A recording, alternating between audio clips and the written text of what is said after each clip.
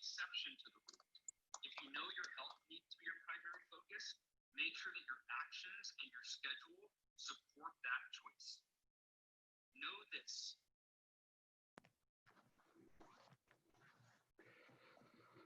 Good morning. Happy Wednesday. So good to see you guys on the call. Good morning, Sue. Good morning, Michelle. Good morning, Gina. Good morning, Patricia. Christy, good morning. Rosie, good morning. So who was going to be our volunteers this week? I think it was Lee and who else? Was it Coral? Yeah, it was Coral. Coral texted me this morning that she's not going to be able to be on the call this morning due to I guess she's helping some clients move. So I think Lee is the one that's going to have to spearhead the entire meeting today. That's if he jumps on the call. You can handle it. Yeah, absolutely. How's everyone? Good, good. Awesome. How are you, Simon? I am well. Just dealing with, all this craziness now with riots going on here in Los Angeles. Monday was pretty interesting, to be quite honest with you. You know, I get getting text messages from friends that are still with the department. And, they work side by side with all the local agencies. And one of them was Torrance, that I wasn't aware because I got the text like Monday around 10 o'clock saying, be very careful. Don't be around the Lama Mall, Hawthorne, Sepulveda, Crenshaw, Carson area. Apparently there is going to be protesting and possible looters. So that was the thing. I was here in the office and I was tossing and turning. Okay, should I stay or should I pack up and leave? And ultimately, I just decided to stay. I'm not going to let the fear of what's going around me interfere with my daily activities and my daily schedule. So I ended up staying here throughout the entire day, left around 5:30, just before the curfew. And I was curious. I was like super curious because I kept getting text messages, stay away. And then I got some images from the Loma Mall indicating there was barricades. There was buses blocking all the entrance into the mall. So after I left the office, I shot down to the mall just to go see, and sure enough, they had barricaded all the entry into the mall. They had not just Torrance PD, but there was also LA County Sheriffs, and I believe our neighboring city as well. I think Redondo Beach PD was there also helping because they were concerned and obviously wondering if the mall was going to be hit as a place for rioting. And then we also have local jewelries like Robbins Brothers, I think. What's the other one? Morgan's Jeweler. And then there's another one right across. Yeah, so it was something out of a movie. I don't know if you've ever seen the movie Purge. There was a container, and this container literally had a big happy face. And it just felt like it was something right out of the movie The Purge. And it was like, wow, interesting times that we're all dealing with. And just the chaos in New York City. Santa Monica is a prime example over the weekend, horrific to see, frustrating. people's opinions of what's going on. Disregard to the coronavirus, there was people literally, bombarding these small businesses without mask, and disbelieve that, the coronavirus is still upon us, and people disregarding, everything. Their main vision, their point of vision was, what can I get out of this store? And it's frustrating. I did send out. Too bad they weren't going for the bookstores instead of the jewelry stores and shoe stores. Yeah, absolutely. But on Sunday, I sent out an email. I'm not sure if you guys got the email that I sent, but it was in respect to, what transpired last week or the week before. And I usually try to send out a positive email on the Sunday hustle, but this was compelling, and I wanted to be as neutral as possible. And I was like debating if I should send it. But at the end, it's the current events that we're all dealing with, on top of, the coronavirus that has put us to stay at home, for the last, 3 months already. And then we have this now layer of issues. Most of you know I have a law enforcement background.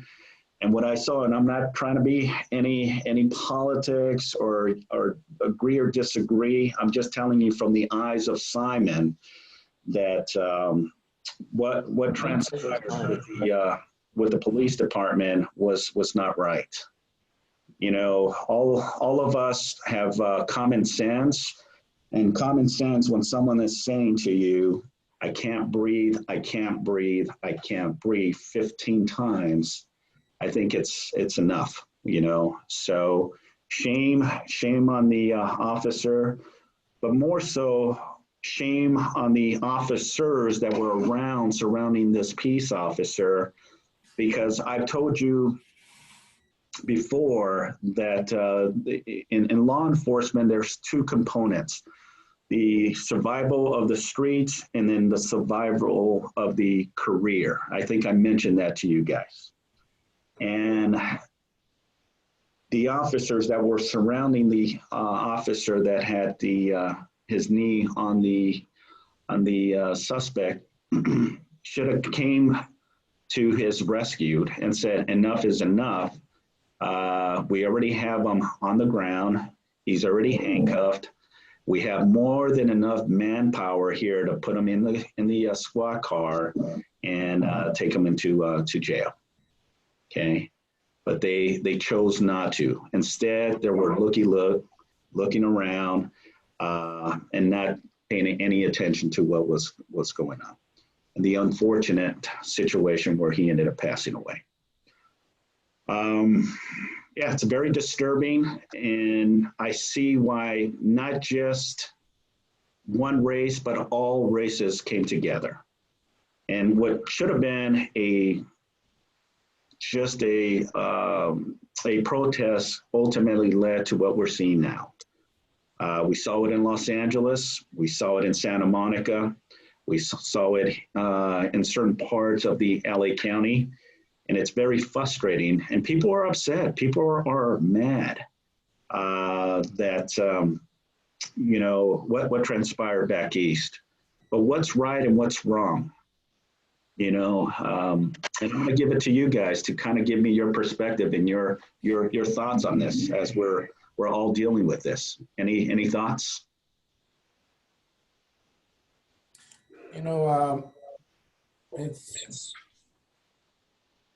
It's bad enough that we are dealing with the coronavirus and China and the economy, and then this happens. So there's a single thing that has to happen, and that's starting with children. We need to become a family. Yeah. Well, there was something else that I saw that was very disturbing. There was a child that got pepper sprayed. Now, you can see it in two ways. One is who pepper sprays a child. but then you can see it, who brings a child to a protest? You know what I'm saying? So you got to weigh it out. I mean, it's so frustrating. And, more so now with social media, everything is there.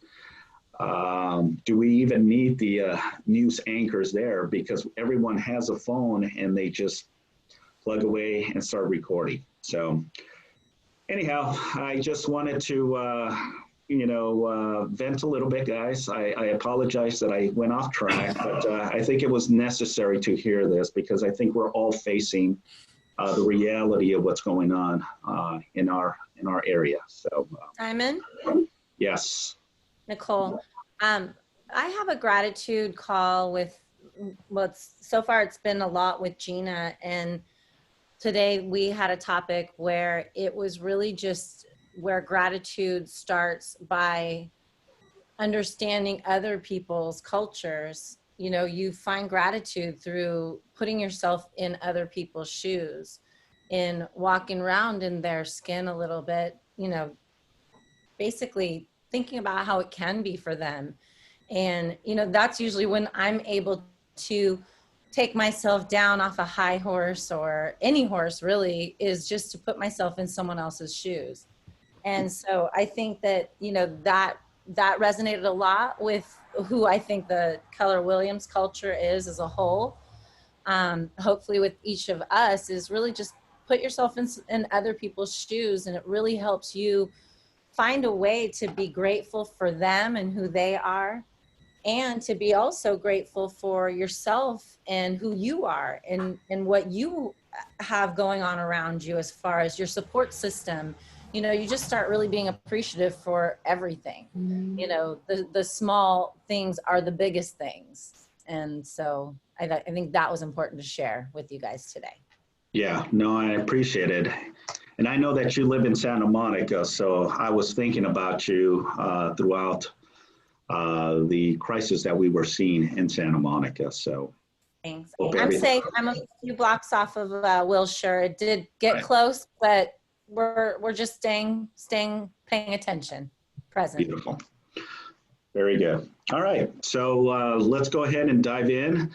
Lee, unfortunately, you're going to be a solo person today. Coral, unfortunately, last minute text me this morning at 6 in the morning, indicating she's not going to be able to be on this call to help you spearhead these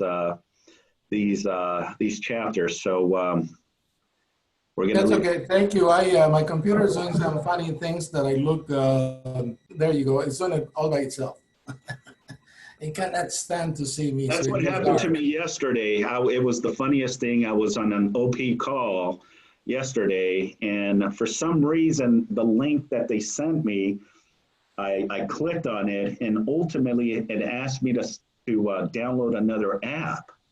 So I downloaded the app, and I just couldn't see the call, and it literally took me about 5-10 minutes. I had Linda come into to the office, and we were sharing her phone to be on this meeting.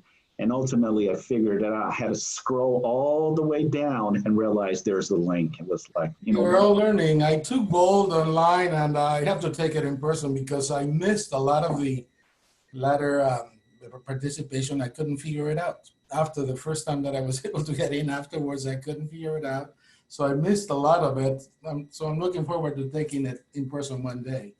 Yeah, beautiful. By the way, I also took it because I'm so cheap that I wouldn't pay $800, but I paid $100 to do it online. But are you referring to Bold? Yeah, well, yeah, it wasn't the same. No, I have to take it in person. It was good enough, but yeah, I really have to make the commitment. Well, we all had to modify, Lee. Everything was modified this last several months. Had to be more. Sales meetings are modified. Book clubs are modified. I mean, everything, and it's going to be like this probably for quite some time. So yeah, we have to learn in new ways. I made notes on different pages, and that's my contribution. Basically, I started with page 4, and that's the change of paradigm. Basically, the paradigm is what happened already. So it's hard to change or modify or upgrade, but it makes you take a new perspective on what already happened. You know, I do it on behalf of some of my family members that did some things, and I don't understand why they did it until I get into their skin and think, well, this is the reason. And I always, you know, I'm justifying why they did something that they shouldn't have. But you need to take into perspective, not so much change the paradigm that already happened. That possible to change history, personal history. But so the note that I made on page, out of page 104 is that the real purpose of attempting to accomplish a goal is not the result, but the person that you become in the attempt. And the harder the goal, the more stuff you're going to do and the more you're going to learn and improve. So that's page number 4. If somebody wants to contribute, then I'll go to the next one. Well, let me throw it at everyone. What's the purpose of a goal? Anyone? To become a goal? a different person in the attempt to accomplish a goal. Okay. Anyone else like to share? Become a better person. Yeah. Okay, cool. Anyone else like to share? Why do we set goals, guys? We set goals to grow. Okay. We set goals to grow. Absolutely. Beautiful. Thank you, Sue. Anyone else? Yeah, push you out of complacency. Mm-hmm. Absolutely. Think outside the box. Become a better person. There's one Absolutely. other aspect that we're going to get to very quickly in this chapter is that there's a huge difference between a goal and a mission. And we'll get to it. I think the author is right. The mission is completely different. The commitment level is a lot greater and so forth. And I'm at a loss for the word. The attempt is a lot greater. So there's a difference between a goal and a mission, and we'll get to that. So that's my other. Okay. I know, Michelle, you had something you'd like to share. Well, I think, Simon, to answer your question about the purpose of the goal is that's where the new paradigm comes in, because the purpose Correct. of the goal has changed. And I think, you know, through the 40 years that I've been in this business, everyone sets goals based on their needs or what they want to achieve, or accumulating a certain amount of wealth or improving relationships. They set goals, but the new paradigm that this chapter was about, that Lee was explaining, is more about the person you become on trying to realize your vision. They changed the word from goal to actually visions, and the person that you become by developing the habits and determining what the one thing is actually what achieving your goal is, because then it expands your universe to step up what your vision is and move to the next level. That was my interpretation of it. Yeah, I agree. Thank you for sharing that, Michelle. Obviously, I like what you said. When you set your parameters on your goal, it expands. And that's, I believe, one of our bold laws, I believe, you know. Anything that you set focus to, you know, and it can be from the smallest to the largest. Maybe, you know, getting in better shape. You know, having a better habit of what your intake of foods, looking at life a lot different than what you've seen it in the past, better relationships with your significant others, husband and wives, with your children, having better relationships with your children as well. I mean, all these purpose of a goal can be many things. It's not just monetary. It can be anything. And that's the beauty of why we do what we do. So thank you, Michelle, for sharing. There's a quote, the last paragraph on page number 108 is by Michael Jordan. And the very last end of the paragraph says, and that is why I succeeded. And the reason he succeeded is that he missed 9,000 shots and he lost 300 games. And 26 times he was trusted to make the winning shot, and he missed 26 times. And that's the reason he became successful. He did so much, became a better person in that way. Yeah, that's the end of page 1, number 8 by Michael Jordan. Very interesting. Yeah, so let me add to that because I'm a phenomenal and I followed Michael Jordan when I was a child. I mean, I wanted to be like Michael Jordan. And the mentality that I had is, you know, when I played basketball, I would always, it's the funniest thing, I would put my Michael Jordan shoes, and I truly believe that I was Michael Jordan. I would psych myself. That's good. And thinking that I was, and then it was like flipping that hat. And not saying I was the best basketball player, but I was really good as a teenager playing, you know, sports in junior high, well, even elementary, junior high, and high school, and a little bit in college. But what Lee said, and the example of Michael Jordan is, you know, 9,000, you think 9,000 missed shots in his career seems like a lot, you know, but it's all in the mindset and how we take all this information. And then also what he said, he was trusted for the winning shot, and he missed. You know, this is the reason he was able to excel to be a legendary basketball player, as all of us know.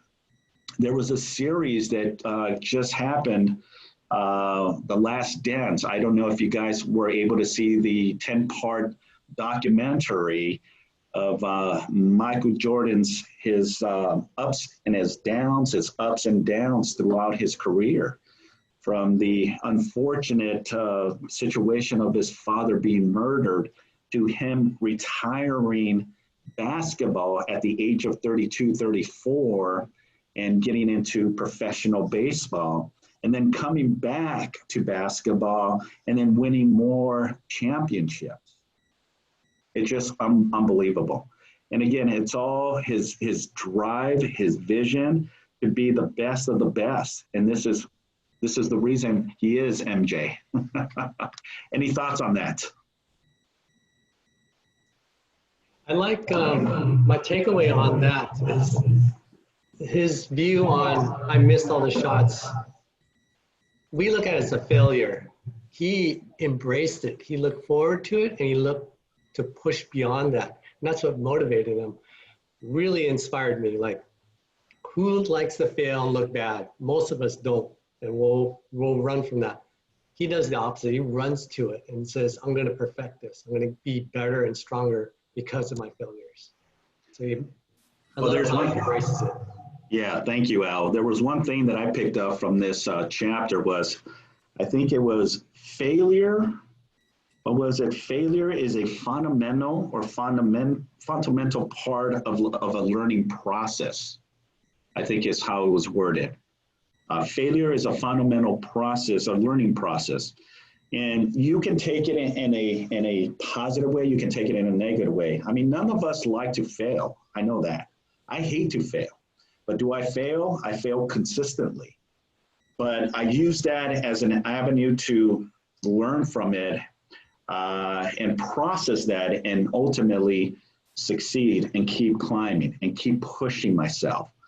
You know, throughout this, COVID situation, it's been frustrating, guys, believe me. It's been very frustrating because the way of doing business, to not have my agents in the office and get to interact and have these chats like we used to here in the office, it's that little bit of that disconnect. And ultimately, how do I embrace what we have and continue that momentum? And I think all of us have dealt with our challenges as well and our frustrations regarding, what we are seeing right now. So. Okay, I'm going to jump to page 13. I made a couple of notes there. And it's basically in trying to accomplish a goal, increase the level of work that you do, but the level of work does not increase with the level of income. In other words, we need to learn systems, especially now, to create more income, but it doesn't necessarily mean more work. It's just being able to increase the income without working 80 hours a week, per se. The other thing that I got out of 113 is that there's a statement there that says, whatever you constantly think about yourself becomes your reality. That's in general, page 13. I made those two notes, and the one that catches more my attention is that whatever you constantly think about yourself becomes your reality. So the thing is to be positive and keep always trying, and not go under the bed and not come out because of coronavirus or the riots and all of that. So the thing is to be positive, and that becomes a reality, whatever we think about all day. Go ahead, that's my note on that. Page. Well, let me ask everyone, what if you had the opportunity to interview all these self-made millionaires, where you had an opportunity to spend 1 hour and just talk to all these self-millionaires and really get an idea of what contribute to their success. And you were able to see that person, male, female, and be able to spend 1 hour and just pick their brains and get all the ideas. Would that be a benefit to you? Well, somebody did that already. Napoleon Hill did that for us, and there's 10,000 books after him similar to that. Well, my follow-up to that, Lee, was you have it throughout the books. You know, the books are no difference than speaking to a self-made millionaire. You know, this is the power of what we have is right in our fingertips. I think I mentioned many months back that the most successful people on this earth read not just one book, but probably read 10 to 15 books per month to really fuel their minds, to expand their minds, and ultimately continue growing. They never stop learning. You can talk to all the self-made millionaires and millionaires throughout who are very successful, from not just the sports to movie actors, to entrepreneurs, business owners, real estate investors, and they'll say the same thing. Look at the 10X book that we read with Grant Cardone. The mindset, the ability to have goals, to put them in writing, and to check them off as you go, as you progress. I mean, it's just unbelievable. Yeah, I like to add a note to what I said earlier about what you think about constantly becomes your reality. This is another note, I think it's on page 114, that says, to improve your life, you must first improve what you constantly think about. And that's kind of related, that we need to always be thinking positively and creatively, and that becomes us eventually. We are not as afraid to try things if you think positively. So I'm ready to go to page 116, but I'd like to hear some other opinions too.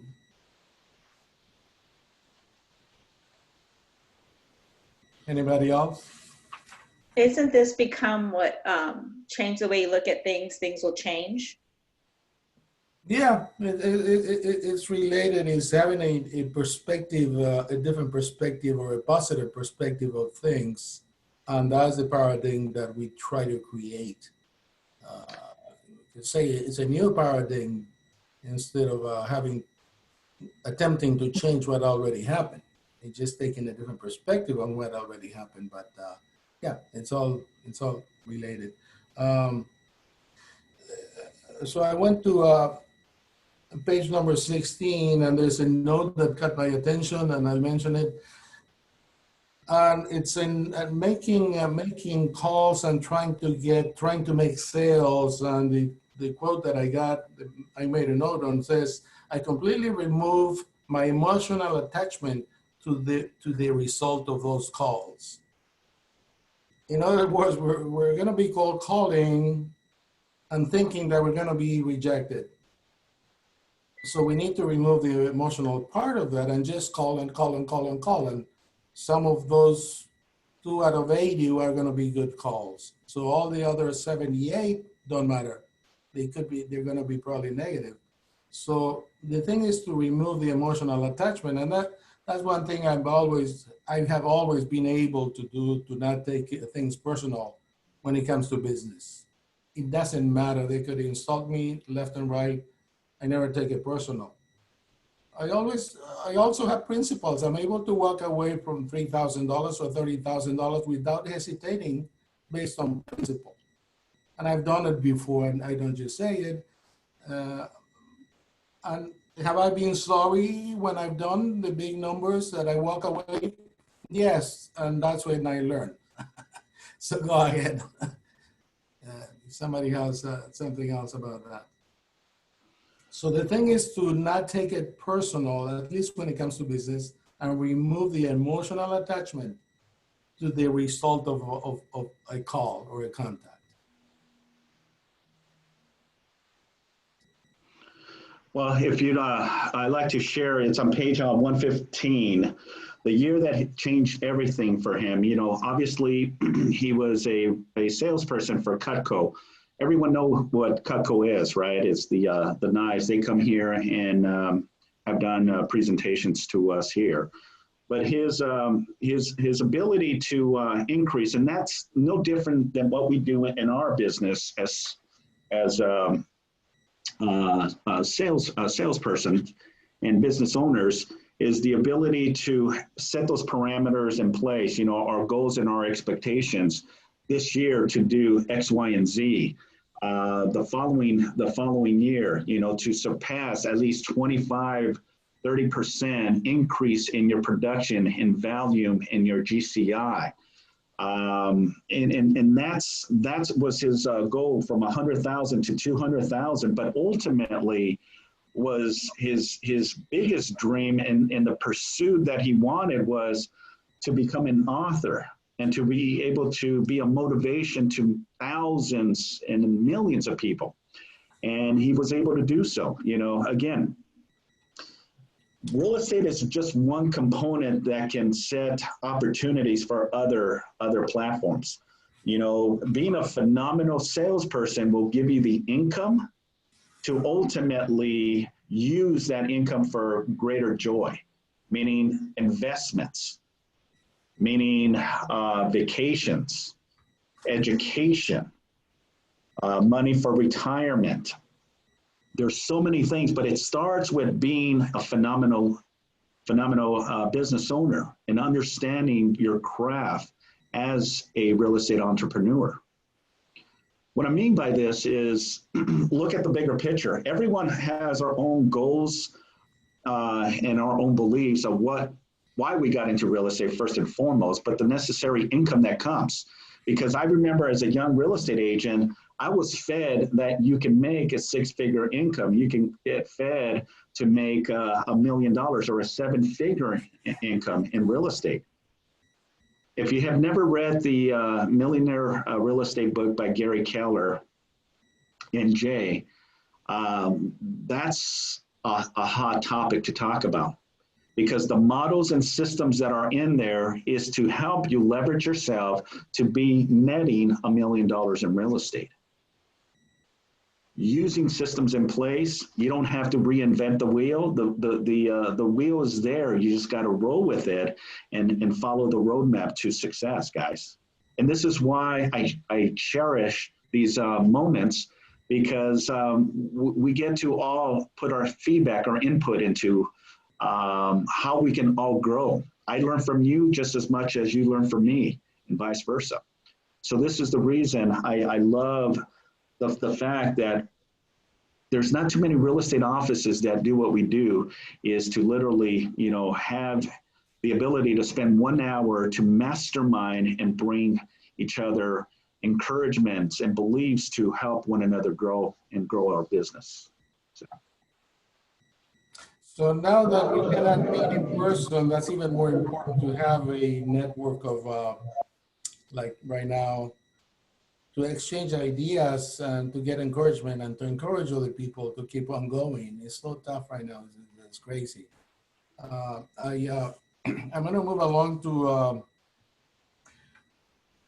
to next chapter, which is the your mission, the title. And I made a quick note on the first page is that multitasking doesn't work.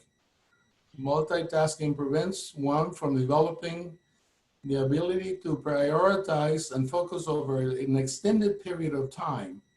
So they also encourage you to have other goals, but your one priority goal gets the most attention, and the chances are you improve the chances of accomplishing it. But in the end of the chapter, they say don't give up on your other goals, but you do have to have one that takes most of your time and effort, and it has a better chance of making it happen. It also says on page 23, the more goals you set, the less likely you are to achieve what matters most to you. And then it says focus on one goal. That's on page 123. So I'm learning every time we're done with the session here. I try to apply what I learned to projects that I have. As small as they may be, I still try to apply that. I'm always thinking and questioning myself, is this conducive to better income? Even running an errand that's not necessary, I watch myself. Well, I run an errand that covers more than one item. If I'm going to be on the street, I stop at different places and get it done. I'm always watching not to waste too much time. Last year, I had a little bit of a crisis. I had a business partner for 30-some years, and he played a dirty trick on me. He passed away. But before then, he was in denial. He was very ill, and I was in denial also that that he wasn't well. But in the end, I subconsciously, I sensed something was wrong, and I kept saying to him and to myself, when we're not direct on something, a goal or something, I used to always say, we don't have 300 years. So we need to go right to the point, get things done and out the door, and try to close deals and make money. So I kept saying, and that has become sort of my statement, even on my own, I don't have 300 years to play with. So that's now more important to have a mission and to focus on that and go for it.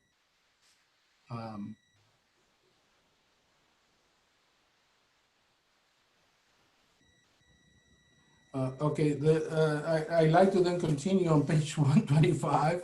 I'm sorry I get a bit emotional about things, but things are just piling up, not on me, on everybody, what's going on in the world. But on page 125, it says, starts with what matters most. Do not deceive oneself on what is most important to one.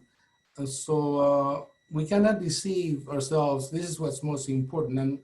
And the author went from working 80 hours a week and he went right back to his family, and somehow that worked for him. He was mistaken in thinking that money was everything. It ended up being that his family was everything, but he was able to do it anyway. Spend a lot of time with his family and still make a lot of money, because that's the kind of guy he became.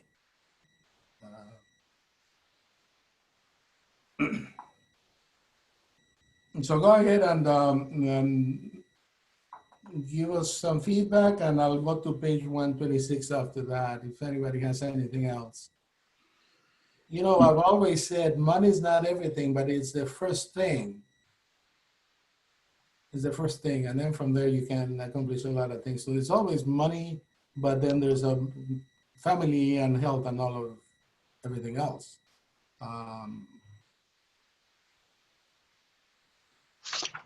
go ahead and I'll start reading my next note on page 126 if anybody else has a contribution. Well, let me add to one thing that I saw on the beginning of the chapter here is from Gary Keller. Your work life is divided into two distinct areas, what matters most and everything else. You will have to take what matters to the extreme and be okay with what happens to the rest. Professional success requires it. Professional success requires it. What I got from that that statement, it's really bold. Focus on, like what Michelle was saying, focus on the one thing, accomplish it. Everything else should be just to the, should be there, but make sure that you just focus on that one goal, whatever that goal is, and chip away at it. And this is why Gary Keller is such a phenomenal CEO of this amazing organization and real estate platform that we have. To be able to go through the trials and tribulations throughout the years since when he started Keller Williams back in the late 70s, early 80s, I believe. And it really sets the parameter on his vision and what he has built. Most of you were not able to make it to family reunion. This was my first family reunion out in Houston, Texas. Houston, Texas. And I was taken back. I've seen Gary Keller in person, but I've never seen it from a standpoint of family reunion. It was always through Mega Camp. And I was just it was surreal what I was able to see. Thousands of people gathered at this conference. And this is even before we knew about the coronavirus. Literally, I think we have about 15,000 people. And one thing that I got from it, it was like, wow, what a visionary he is to be able to build such a phenomenal real estate company. Now we're throughout the entire world. And that a lot of people believe in the culture of Keller Williams, and where he has taken this vision to what we have it now, and the legacy that it'll continue after. It's just so exciting. So that's one of the takeaways that I got from this chapter. Yes, I have another note on page 126, and it talks about financial crisis, financial insecurity, and to combat the fear of the insecurity or crisis, productivity and work become the driving force to the detriment of what really matters to us. So we have to be careful not to overdo things, to have balance, because productivity and excessive work can turn into burnout. And then we're at page 1. We're back at square one where we burn out and we do a lot less. If we exceed on what we're doing to combat the financial crisis, and especially now, and financial insecurity, that's always going to be there. We don't have to worry about that. But we have to be careful not to overdo things and burn out. I've gone through that. I think I'm still going through that, and but I never pay attention to it. I keep on going, and somehow things are going to work. So that's very real that people do burn out, and so we have to be careful with that. I made another note on page 127. It says that we beat around the bush and waste time on other than our highest priority. And I made a note that to myself that I always repeat, that I don't have 300 years to play with. I installed an app on my phone that counts the days that I have working life, but also in life. And I ended up concluding I really don't have that much time. So what I'm going to do without burning out, I'm going to really go for it. And I'm going to uninstall that app. It's not good. I can see the seconds that I may have, and the minutes and the hours and the days that I may have left, and I'm going to remove it because I want to live to 130. It's not, I used to say when I was Only 130? 130, yeah. Well, here's the reason. I was asked, a dear uncle of mine asked me how long I wanted to live. I said, 65, enough is enough. And I was about 48, 50 years old. 65 is more than enough. I was enough of a nuisance to people in that time, 50 years, then 15 years more would be it. And then I had 2 daughters, and now I want to go to 130. So that changes everything, you know. You have family now, I want to live forever, but let me see, my other note that I made, If you don't mind, I'd like to add, Yeah, go ahead. Aligning your schedule with your top priorities. I mean, all of us, and it goes back to the miracle morning, you know, starting as, you know, the earlier the better. I know in reading the chapter, it talks about that he still wakes up at 4:30 in the morning or 4 o'clock in the morning. But in our line of work, it's a lot different. But getting up earlier to accomplish a lot, and everyone has their own state of mind on why they wake up early. I know Michelle has shared in the past, you know, that she wakes up at a certain time and does her daily routines, you know.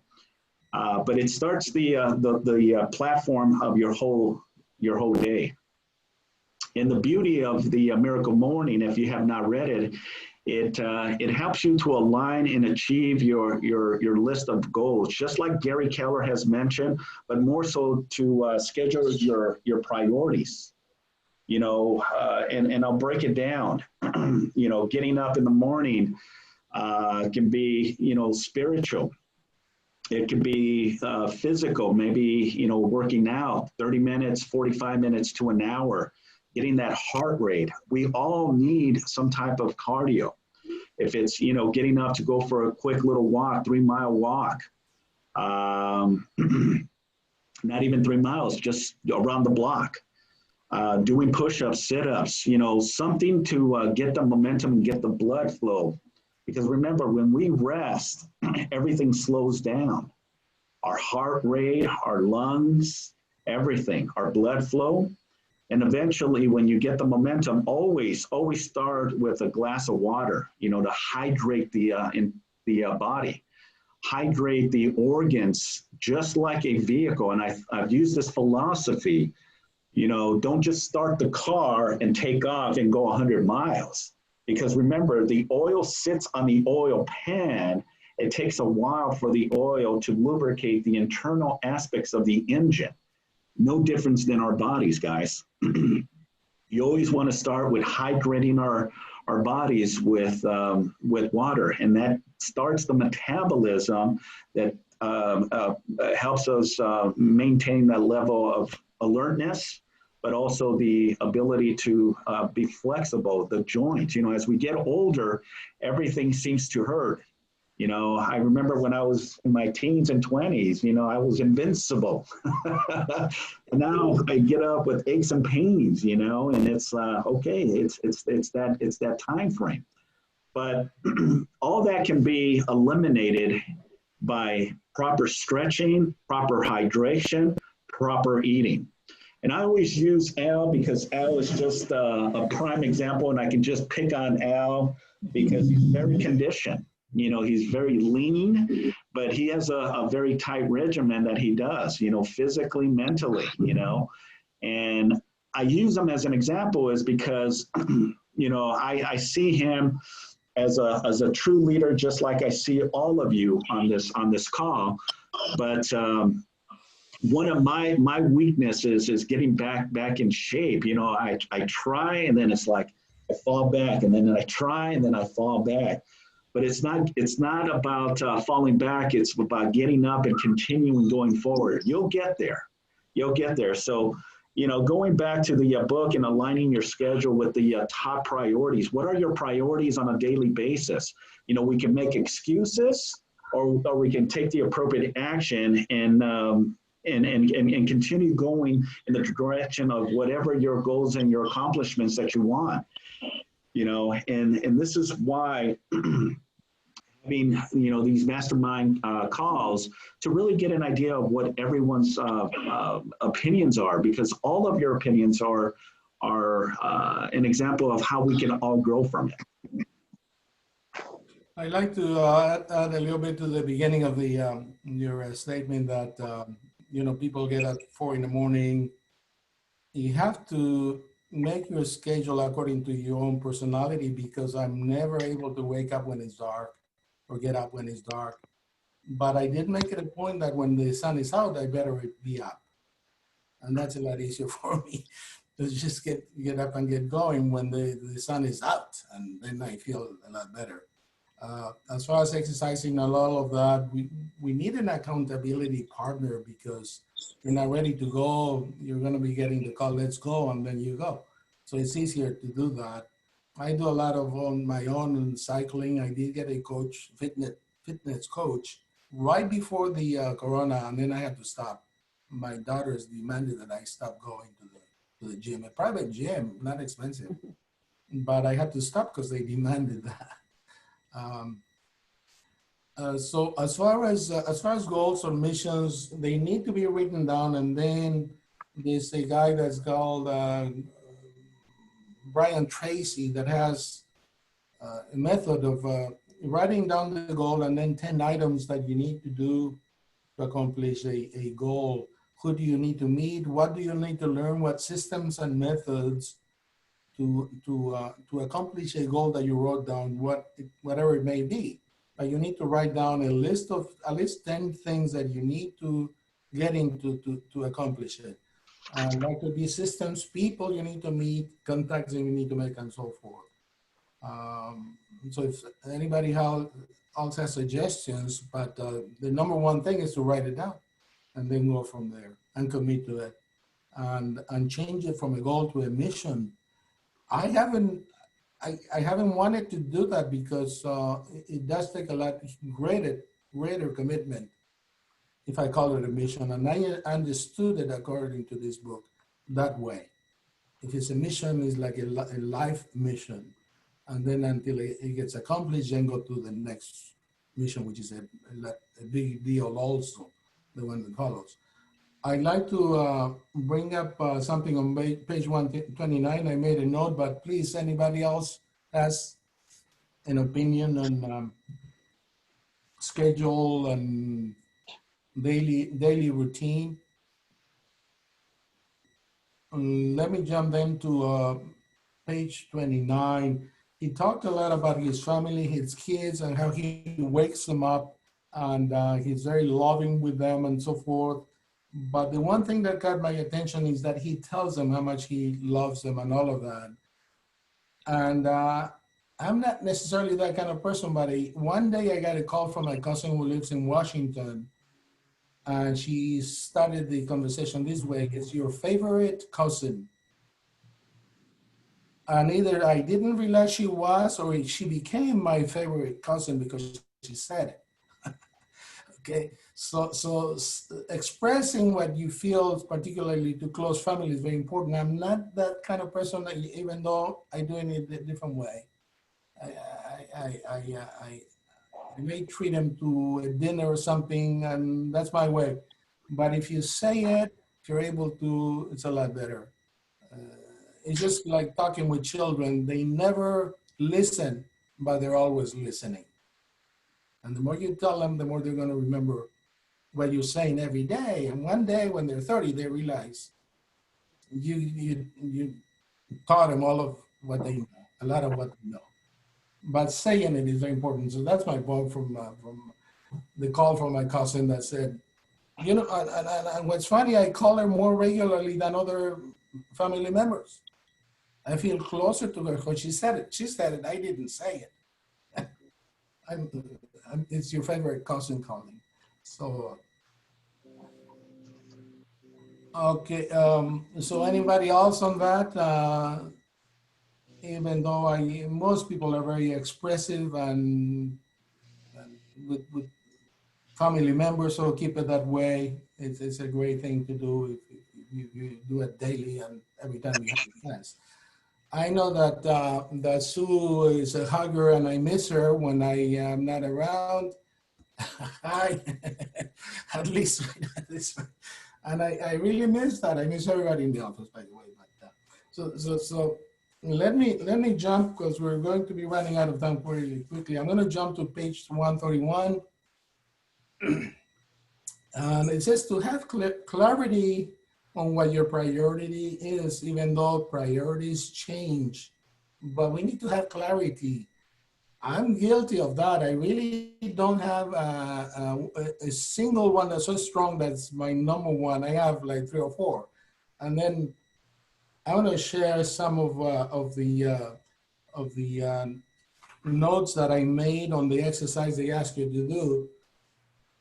And I'll just go quickly through them and maybe you can throw in.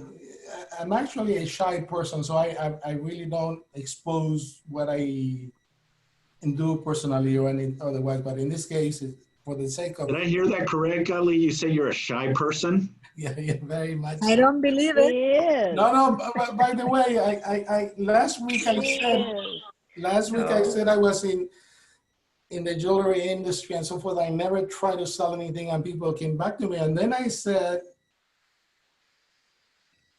that pertaining to real estate, no, as a real estate person, you want to walk away with a signed contract because the competition is very professional and fierce. So you want, so in saying that, I never mean to be a leader. I'm a lot better in the background. You can always count on me. I'm very happy to have somebody else receive the limelight, and I'm supportive. So I'd rather be on the background. But for the sake of this exercise, on page 133, there's a list of things that you need to set as your priority. And I just made a note on one of them just to be funny in some of them. So the first one is health and fitness. And the note to myself was to start again and get in shape, because I did start before the coronavirus. And the one thing I didn't want to do was to get like my instructor that looked like Arnold when Arnold was young. I just want to lose weight and be in shape. So I'm gonna go back to him. So that's number one, fitness, family. The note I made is spend time with family, more time with family, friends, contact them. I don't contact enough friends. Close friends that I have, and some went away to Indiana or other places. I intend to contact them. As far as work, strict schedule with discipline. That's my note. Money, write down my goals. Fun, learn guitar. And this is, I'm letting this out of the bag, and I'm going to really attempt. I want to make this, but I haven't yet, my mission. And if I do, I'm gonna learn it, but I hesitate because then I really have to commit, and now everybody knows. Jimmy, is Jimmy here? No, he's not. He is a really good guitar player. I'm gonna tell him first when I talk with him. So fun, learn guitar, personal development, schedule daily reading, no TV. That's my note to myself. Spirituality, study theology. I'm really curious, but I've never done it where I commit myself to really learn theology and all the different aspects of it. Not religious. I pray to God every day, but I'm not religious at all. but it's interesting, the aspect of theology. And those are my notes on page 133. Anybody wants to share one? I think you covered everything, Lee. No, but for me, because it's asking you to choose one, and it's hard to choose one. For me, getting in shape is number one. And then I'll make room to play guitar and exercise even more. After that, everything should be easier. That's the way I'm thinking. But my problem is that I want to do something before I start the next project, and that's a mistake, because I should be trying everything at once, making more money, getting in shape, and playing guitar. Hi, Lee. Yeah. Lee, I can help you with that. Yes, who's this? This is Patricia. Oh, hi, Patricia Pat. Davis. Hi, how are I need you? an accountability partner, by the way. Yeah. Sue and Nick are my mentors, but I need more people because I'm that You know, behind. if you are willing to work out, it's easy. I used to go. Let's I used to go to the gym for so many years until they closed everything, and I found myself for 2 weeks on my bed eating, drinking, depressed, right? Until I said, okay, this is done. So I started doing some YouTube videos. uh-huh. So there's no excuse, really. There's no Well, excuse. let's So talk more. I can send you the link, so you can check if you like. Actually, Oh, my please. son is starting Yeah. to do it. And then playing guitar. I used to play guitar when I was a teenage girl. I learned by I learned by myself. But then when I finished high school, I stopped, and then I started working, and I No, forgot my guitar. the catch that I want to do for that, and maybe it helps anybody. I really want to buy a good guitar, and if I do, I shouldn't waste it and have it on display. So $100 guitar is a good guitar. Well, have you heard of the Taylors? And then I'll drop it. All right, guys, it's 10 o'clock. I got to jump on the next Zoom call. So Lee, good job. Thank you very much for spearheading today's mastermind. I know it's not easy. It's never easy, especially when you're on a Zoom call, but definitely appreciate you, Ali, for handling it. Thank you. I have a lot of other notes, but thank you. We need to speed up the process a little more because I have like. But thank you, everybody. I miss everybody, and so. Thank you, Lee. Thank you, Lee. Thank you, Simon. Before you guys jump off the call, just quick reminder: we have our sales meeting today at 12 o'clock, and also next Wednesday, we'll be reading chapter 7 and 8. Who wants to spearhead the next 2 chapters? Dina? I do. Okay, Dina, then you got the handle on this. So everyone, make sure to read, and participation is crucial, guys. You know, because it's not easy just trying to do it by yourself. So collaborate and bring ideas to the table, guys. So I appreciate each and every one of you. I'll see you at 12 o'clock. One quick thing, please. I run into a book club in trying to do bold. I ran into a book club that somebody's doing, Keller Williams, and it's called Grit. So let's vote on that when we're done with this because we're more than half a ways into it. Grit is a really, I got it on PDF and I printed it and it turned out to a huge volume when I printed it, but I paid $1.79 on PDF. It's a $13, $15 book, but I got it. It's called GRIT. It's a great book also to consider. So let's vote on the next one, maybe the next one. Thank you, everybody. As we get closer, we'll pick the next book and get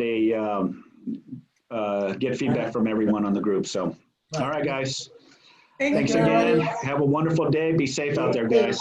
I'll see you guys later this afternoon. Thank you. Bye-bye.